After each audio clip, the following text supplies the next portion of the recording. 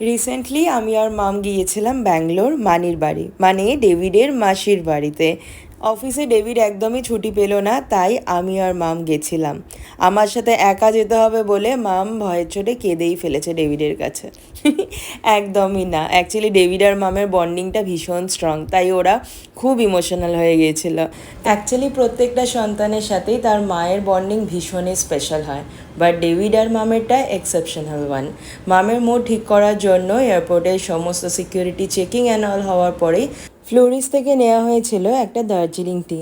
জানো তো, সকালবেলা ঘুম থেকে উঠলে না আমার বড্ড তাড়াতাড়ি আর খুব জোরে খিদে পেয়ে যায়।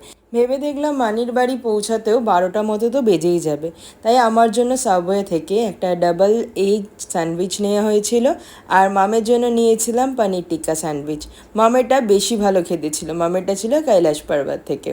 মামের সিটটা ছিল উইন্ডো সিটে। আমি বললাম আমি আগে যাচ্ছি, গিয়ে তোমার সিটে বসে পড়বো। তাই গট গট করে মহিলা হেঁটে চলেছে নিজের সিটে বসার জন্য। গিয়েই আমি আমার নিজের জন্য একটা ব্ল্যাক কফি নিয়েছিলাম, আর মাম বায়না করে এই ব্লুবেরি কুকিজটা নিয়েছে। ওই আর কি, বাঁধা গরু ছাড়া পেলে যেই অবস্থা হয়, মাম আর আমার সেই একই হাল হয়েছিল। উইন্ডো সিটের মনোমুগ্ধকর সৌন্দর্য এনজয় করতে করতে আমি আর মাম পা রাখলাম ব্যাঙ্গালোর শহরের মাটিতে।